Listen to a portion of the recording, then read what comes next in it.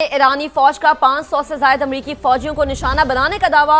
अमरीकी फौज के 2 ठिकानों को निशाना बना दिया गया। तर्जुमान ईरानी फौज का ऐसा बताना है। दुबई में एक मकाम पर 400 अमरीकी फौजी मौजूद थे। एक और मकाम पर 100 से ज्यादा अमरीकी फौजी मौजूद थे। तर्जुमान ईरानी फौज का ऐसा बताना है। दोनों मकामात को गाइडेड मिसाइल्स और ड्रोन से निशाना बनाया गया।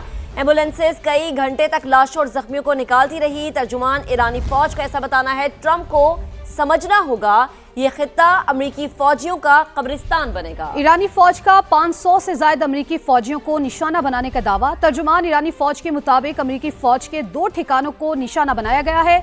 दुबई में एक मकाम पर 400 अमरीकी फौजी मौजूद थे। तर्जुमान ईरानी फौज ने यह भी बताया कि एक और मकाम पर 100 से ज्यादा अमरीकी फौजी मौजूद थे। दोनों मकामात को गाइडेड मिसाइल्स और ड्रोन से निशाना बनाया गया।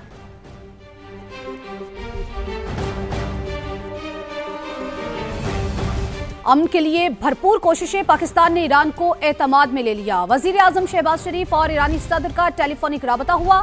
दोनों रहनुमाओं की 1 घंटे से ज्यादा गुफ्तगू हुई। कशीदगी के खात्मे के लिए सिफारतकारी पर तबादला ख्याल किया गया। वजीर आजम की ईरान पर इसराइल के मुसलसल हमलों की शदीद मजम्मत। 1900 से ज्यादा कीमती जानों के ज़िया पर गहरे दुख का इजहार किया।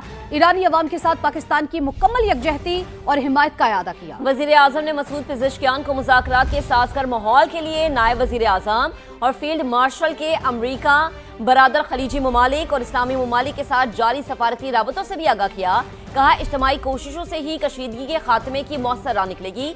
इसी पर बात करने के लिए senior anchor person Nadeem Malik साहब हमें ज्वाइन कर चुके हैं। मलिक साहब, बेहद शुक्रिया वक्त देने के लिए। इस वक्त खित्ते की जो सूरत हाल है और उस सूरत हाल में ये राबता 1 घंटे से ज्यादा गुफ्तगू, इंतहाई अहम राबता हम इसे कह सकते हैं।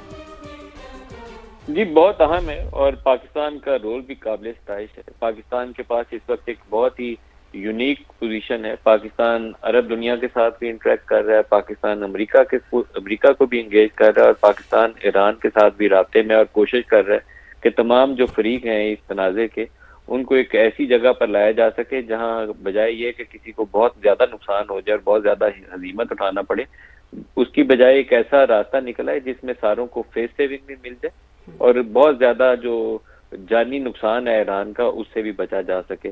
इस वक्त सूरत हाल थोड़ी सी मुश्किल इसलिए है कि जो यूएस प्रेसिडेंट ट्रंप है वो एक इसराइली जंग को परसू करते हुए इस इलाके के अंदर आए हैं, लेकिन उनका स्टाइल इतना अनप्रडिक्टेबल है कि वो कुछ भी कहने से वो गुरेज नहीं करते।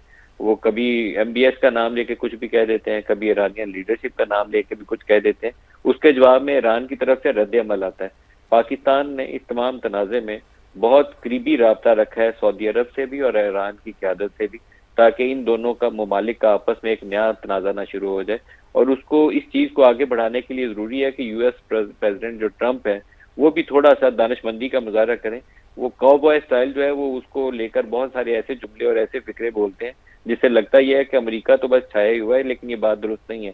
अमेरिका के जितने इत्तेहादी ममालिक थे इस इलाके के अंदर उनको बहुत नुकसान हो रहा है। खासतौर पर यूएई के अंदर, बहरीन के अंदर सूरत हाल काफी खराब है और अमेरिका इस इलाके में अपने बहरी बेड़े लेकर तो मौजूद है, लेकिन वो इन ममालिक के तहफ़्फ़ुज़ के लिए कुछ भी नहीं कर रहा है। इनकी बेसिस भी यूज कर रहा है, लेकिन उनको बचाने के लिए भी कुछ नहीं कर रहा है। तो अमेरिका को भी जल्द अपनी जो एक्सट्रीम पोजीशन, अभी दोनों ममालिक ने एक मैक्सिमलिस्ट पोजीशन ली है, ईरान ने भी और अमेरिका ने भी, तो पाकिस्तान इन दोनों को एक मुतवाज़िन जगह पर लाने की कोशिश कर रहा है। होपफुली सिलसिला आगे बढ़ेगा। ठीक है। अब नदीम मलिक साहब, पाकिस्तान किरदार निभाने की कोशिश कर रहा है। ये जो अहम राब्ता किया गया है जिसमें सिफारती राबतों से भी आगाह किया गया है और ये भी कहा गया है कि अमन जो है, मकसद इसका ये है कि अमन मुज़ाकरात हो, तो समझते हैं कि आने वाले वक्तों में इसके अच्छे नताइज सामने आ सकते हैं। ये दूरस नताइज आप क्या आते हुए देखते हैं इसके? देखिए, मैं तो बड़ा पुरुमीद हूँ कि पाकिस्तान की ये जो कोशिशें हैं उनका मकसद यही है कि ये खित्ते में जंग का सिलसिला जो है उसको रोका जा सके, ये तनाज़ा मजीद आगे न बढ़े, तो उसका नतीजा बेहतर निकलेगा। इस वक्त जो अमेरिका की मांग है, अमेरिका की मांग में एक इशू जो न्यूक्लियर के हवाले से है उसके ऊपर ईरान किसी हद तक फ्लेक्सिबिलिटी दिखाएगा। खास तौर पर जो उसके पास स्टॉक पाइल्स हैं 60% यूरेनियम के, और जो यूरेनियम को मजीद एनरिचमेंट करने का प्रोग्राम है उसको रोकने के हवाले से, वहाँ तो ईरान को भी उम्मीद है कि फ्लेक्सिबिलिटी का मुजाहरा करेगा।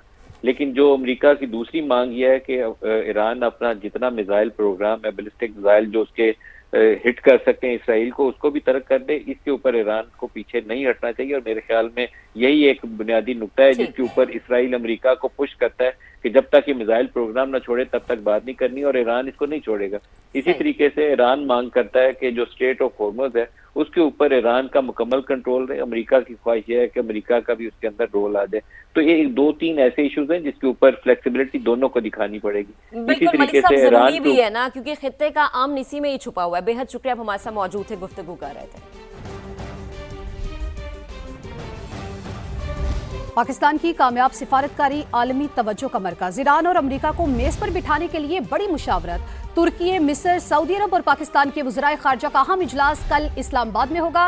हकान फिदान, फैसल बिन फरहान और डॉक्टर बदर नायब वज़ीर आज़म इसहाक डार की दावत पर पाकिस्तान पहुंचेंगे। इसी बारे में मजीद बात करेंगे। टीका खानसानी ने हमें ज्वाइन किया है। टीका, इस हवाले से बताइए।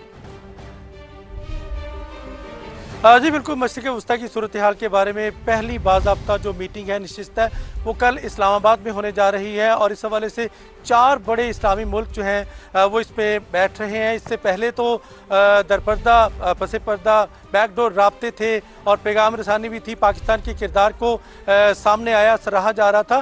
तमाम अब पहली मरतबा ये ओपन डायलॉग होने जा रहे हैं मशरिक़ वस्ता के हवाले से, जिसमें यकीनन आपने जैसे कहा कि वज़राए खारजा इस पे बैठ रहे हैं, ख़ासतौर पे सऊदी अरब के शहज़ादा फैसल बिन फरहान, इसी तरह तुर्किया के हाकान फिदान और मिस्र के डॉक्टर बदर अब्दुल आती। इसमें पाकिस्तान जो है वो मेज़बानी कर रहा है। इस्लामाबाद में ये नशिस्त होगी और इसके बाद न सिर्फ ये मुज़ाकरात होंगे बल्कि तमाम स्टेक होल्डर्स के साथ मुलाकात होगी, जिसमें मेज़बानी जो है वो पाकिस्तानी वज़ीर ख़ारजा इसहाक डार जो डिप्टी प्राइम मिनिस्टर हैं वो कर रहे हैं, वो भी इस नशिस्त का हिस्सा होंगे। 4 बड़े इस्लामी ममालिक जो हैं वो बैठ रहे हैं इस्लामाबाद और पूरी दुनिया की नज़रें इस वक्त पाकिस्तान की तरफ हैं और पाकिस्तान के किरदार को सराहा जा रहा है। जैसा कि आज वज़ीर आज़म शहबाज शरीफ से ईरानी सदर डॉक्टर मसूद बख्तियार की जो बात हुई है, राब्ता हुआ है, ठीक है, आप हमें अपडेट कर रहे थे। बेहद शुक्रिया आपका।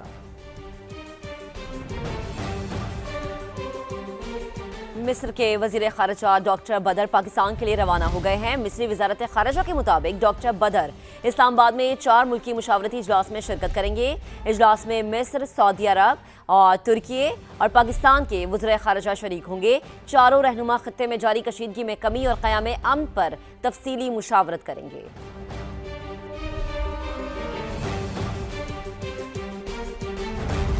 ईरान के साथ मुज़ाकरात जारी हैं, नतायज जल्द सामने आएंगे। अमेरिकी सदर डोनाल्ड ट्रंप ने एक बार फिर बातचीत की तस्दीक कर दी।